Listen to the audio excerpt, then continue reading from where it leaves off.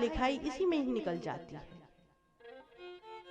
उसके बाद रही बाकी की 20 वर्ष, वृद्धा अवस्था के 20 साल, तो उसमें महाराज क्या होता है कि न शरीर काम करता है, न इंद्रियां काम करती हैं, न खाया जाता है, न पिया जाता है। जब खाने की शक्ति नहीं है तो बोलने की भी शक्ति नहीं है, न चलने की शक्ति है। जब हम खुद अपने शरीर की सेवा नहीं कर सकते तो किसी देव की सेवा वृद्धा अवस्था में कैसे कर सकते हैं? It is not possible. यह संभव नहीं है। Is it possible? बताइए, क्या यह संभव है? It is not possible. यह संभव नहीं है। पर हम क्या करते हैं, उस असंभव काम को भी संभव बनाने की चेष्टा करते हैं कि नहीं हो जाएगा भजन, वृद्धावस्था में हो जाएगा। अरे महाराज, कैसे हो जाएगा? जब हमारा स्वभाव नहीं है भजन करने का तो हम कैसे कर सकते हैं? बताइए। जब हम 5 मिनट उस युवा अवस्था में परमात्मा के लिए नहीं बैठ सकते हैं तो वृद्धा अवस्था में कैसे बैठ जाएंगे? ये अनुभव की बात होती है। ये ना किसी वेद में लिखी है, ना किसी शास्त्र में लिखी है, पर ये महापुरुषों की बात होती है। जिसने गुरु का सानिध्य किया है, ये उस गुरु कृपा का फल होता है। क्योंकि जीव जितना अनुभव करता है, अनुभव का ही ज्ञान उसके लिए होता है। और रही 20 वर्ष की अवस्था, जिसे हम युवा अवस्था कहते हैं, और वह हमारी अवस्था जो है किस में निकल जाती है? वही विवाह, बच्चे हुए, पालन पोषण करो इनका, इनके लिए कमाओ दिन रात, न दिन की खबर न रात की खबर, कब समय निकल गया। और वो करना भी हमारा कर्तव्य होता है, पर उसमें हम कर्तव्य के साथ साथ उस परम कर्तव्य को भूल जाते हैं। वह परम कर्तव्य कौन सा है? परमात्मा को पकड़ना, परमात्मा को याद करना। तो महाराज, आप किसी भी मार्ग पर जाइए, चाहे प्रवृत्ति मार्ग पर जाइए, चाहे निवृत्ति मार्ग पर जाइए, सब शास्त्र यही कहते हैं कि आप किसी न किसी तरीके से उस परमात्मा को पकड़े रहिए, आपका परम अवश्य कल्याण होगा। तो नंद बाबा यशोदा साक्षात मुक्ति हैं। वसुदेव जी जो हैं वेद रूप में प्रकट हुए, और जो देवकी हैं वह ब्रह्म विद्यामयी वैष्णवी माया है। भगवान की जो लकुटी है वह ब्रह्मा है, जो बांसुरी है वह रुद्र है, जो गोपियां हैं वह वेद की ऋचाएं हैं, 16,108 जो रानियां हैं वह भगवान के भक्त हैं। तो भगवान ने जहां इस गोकुल में लीलाएं की, तो यह गोकुल जो है बैकुंठ लोक है, और वहां परमात्मा आता है तो जीवन में आनंद ही आनंद आ जाता है। और जहां परमात्मा नहीं तो वहां आप कुछ भी कीजिए, कैसे भी कीजिए, परमात्मा कभी वास नहीं करता है। श्री सुखदेव जी महाराज कहने लगे, राजन परीक्षित, नंदोत्सव होता है, उसके बाद कंस की भेजी हुई गोकुल में पूतना आती है। कंसेन प्रहिता घोरा पूतना बाल घातनी, शिशु चार निर्घंती पुर ग्राम ब्रजादिशु। पूतना जो है सज सवर करके लक्ष्मी के समान रूप धारण करके गोकुल में प्रवेश करती है। एक बात का ध्यान रखना कि जो बुराई है, जो हमेशा आपके घर में आएगी, तो बुराई जब अच्छाई का बाना पहन करके आती है ना, तो कभी उसको पहचाना नहीं जा सकता। समझ गए? जैसे कि कोई बुरा व्यक्ति जब अच्छाई का बाना ओढ़ करके आपके सानिध्य में आता है, तो क्या आप उसे पहचान सकते हो? नहीं पहचान सकते, क्योंकि महाराज हनुमान जी भी भ्रमित हो गए थे। जब काल नेवी ने साधु का रूप धारण किया था, भगवान का भजन कर रहा था, तो हनुमान जी उसकी बाहरी वेशभूषा को देख करके आकर्षित हो गए थे कि अरे ये तो कोई परमात्मा का भक्त है, चलो इसके पास चलते हैं। तो कहते हैं बुराई जब अच्छाई का रूप धारण करके आती है तो उसको पहचानना मुश्किल हो जाता है, और यदि जीव उसको पहचाने तो यह कृपा जो है गुरु कृपा होती है, भगवत कृपा होती है, उसके जरिए से उसको पहचाना जा सकता है। तो आज पूतना वही है, बाना उसका सुंदर है, लक्ष्मी के समान लग रही है, हाथ में कमल का पुष्प है और आ रही है गोकुल में। पूतना जो है बाल घातनी है, जो बच्चों को, बालकों की हत्या कर देती है। कोई भी हो, वही पूतना है। जिसे पूत जो है अच्छे नहीं लगते, उसका नाम ही पूतना है। पूत उसको अच्छे लगते नहीं है, बच्चों को मार देती है। ना यत्र श्रवणादीनी रक्षोघानी सर्व कर्मसु, अर्थात जहां भगवान के नाम का चिंतन होता है वहां राक्षसी शक्तियों का बल नहीं चलता है। आपने देखा तो होगा जब किसी पर भूत आ जाते हैं, होता है ना, थोड़ा सा बीमार हो गए तो बोलेंगे अरे इसके ऊपर तो बहुत बड़े भूत सवार हैं। और भूतों का नाच भी देखा होगा, कैसे भूत नाचते हैं, देखा है ना, सिर को इधर उधर हिला करके इधर उधर, तो ऐसा भूत नाचता है। किंतु महाराज जहां भगवान का नाम होगा, जिस घर के अंदर परमात्मा वास करेंगे, वहां ऐसी राक्षस शक्तियों का बल नहीं चलता है। नित्य आप अपने घर में पूजा कीजिए, आपके घर के अंदर कुछ भी नहीं रहेगा। और जहां भगवान की पूजा अर्चना वंदना नहीं की जा सकती है, नहीं करते हैं, वहां यही राक्षसी शक्तियां अपना बल दिखाती हैं।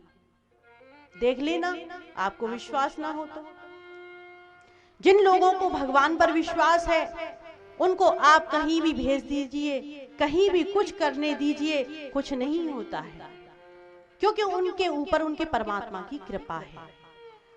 और जो परमात्मा से विमुख होते हैं उनके लिए सारे ग्रह नक्षत्र सब प्रतिकूल हो जाते हैं, सारे शनि उनकी ग्रह दिशा जो है सब बदल जाती है। क्या ये बताइए, जो संत होते हैं उनके लिए कोई ग्रह नहीं होती है, ग्रह भी है, नक्षत्र भी है, सब कुछ है, वह भी इस संसार में ही आते हैं। तो क्या उनके ऊपर कोई प्रभाव क्यों नहीं पड़ता है? ये तो विचार करने वाली बात है ना। इसलिए नहीं पड़ता है कि उनके ऊपर उनके परमात्मा की कृपा है, उनके ऊपर उनके गुरु का आशीर्वाद है, इसलिए उन्हें कुछ भी करने दीजिए, कुछ प्रभाव नहीं पड़ता है।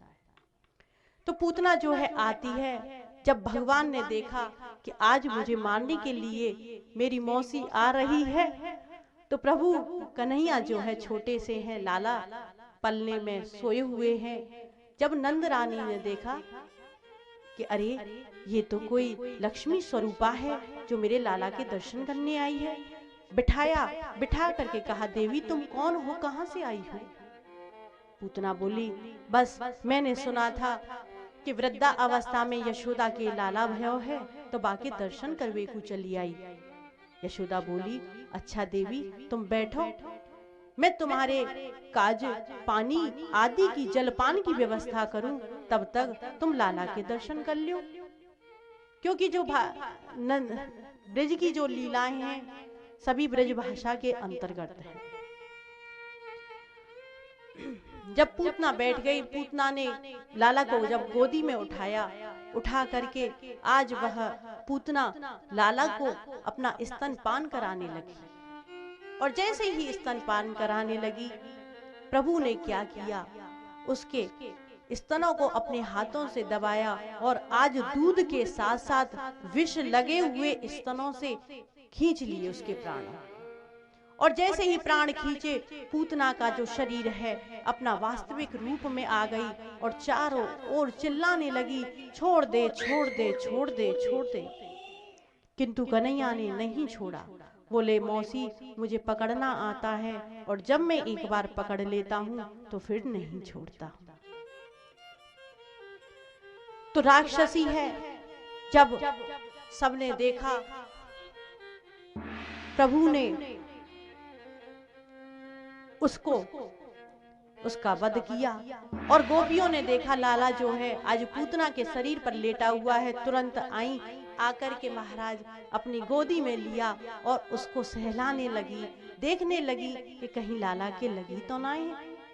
एक गोपी बोली, अरे बहन पतो ना है, जा राक्षसी ने हमारे लाला के ऊपर कछु कर दिया है।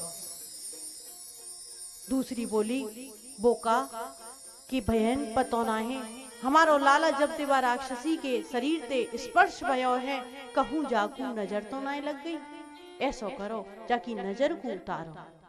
आज भगवान कृष्ण की नजर उतारी है।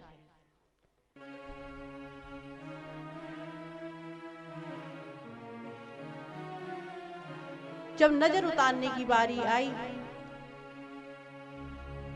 तो एक गोपी बोली, अरे बहन ऐसा कर कि हमारे लाला को ज्यादा नजर लग गई है, और ज्यादा नजर लगवे पे तो जाको कछु ना कछु करें। ऐसा होता है ना कि किसी को जब नजर लग जाती है तो क्या करते हैं। गोपियों ने पता है क्या किया, गोपियों ने किया कि गैया की पूंछ ली और लेकर के लाला के ऊपर घुमावे लगी। और जब घुमावे लगी कि हे भगवान नारायण भगवान जाके अंगन की रक्षा करियो, हे परमात्मा हे चतुर्भुज नारायण जाके पैरन की रक्षा करियो, ऐसे इस प्रकार भगवान के नामों का उच्चारण करके कन्हैया की नजर को उतारती है। दूसरी गोपी तुरंत गई, गऊ का मूत्र लाई और गऊ के गोबर से लाला के शरीर पर लगाने लगी, मलने लगी कि कहीं हमारी कन्हैया को नजर तो ना लग गई। और हम क्या करते हैं जब नजर लग जाती है, हम तो गऊ की पूंछ को ऐसे उतारते नहीं हैं। हम क्या करते हैं आप सभी जानते हैं, कहने से पहले ही आप जान गए। हम क्या करते हैं कि एक बत्ती ली, उसको तेल में कर दिया, फिर उसको ऊपर से नीचे करके उतारेंगे, उतारते रहेंगे कि नजर उतर रही है। और उतर करके फिर उस बत्ती को तेल में डूबी हुई बत्ती को जब उतार करके किसी के नजर लग जाती है ना तो घर पर ले जाते हैं, फिर नजर उतारेंगे, उतारते रहे फिर उस बत्ती को लगा देते हैं। अब महाराज उसके नीचे अग्नि लगा दी। अब क्या होता है कि अग्नि की जो बूंदें हैं वह तेल की बूंदों के साथ नीचे गिरती, तो बोलती है देखो देखो कितनी बड़ी नजर है, कैसे गिर रही है, एक एक करके। महाराज जी बहुत बड़ी नजर होती है। हम बोलते हैं अच्छा ऐसे भी नजर उतरती है क्या, हमें भी दिखा दो कैसे नजर उतरती है। हम भी अपने आश्रम पर जब कोई हमारे पास आएगा हम भी उतार दिया करेंगे, कुछ तो जान जाएंगे, आप लोगों से सीख जाएंगे। तो कहने का अभिप्राय यही है, यह एक स्नेह का प्रेम का पाठ होता है। यह महाराज वैसे किसी में नहीं लिखा हुआ, वे यह तो स्वाभाविक है। आप किसी की नजर लगी हो या नहीं लगी हो, तेल में जब बत्ती को डुबा देंगे, उल्टी करके लटका देंगे तो वह नीचे ही टपकेगी।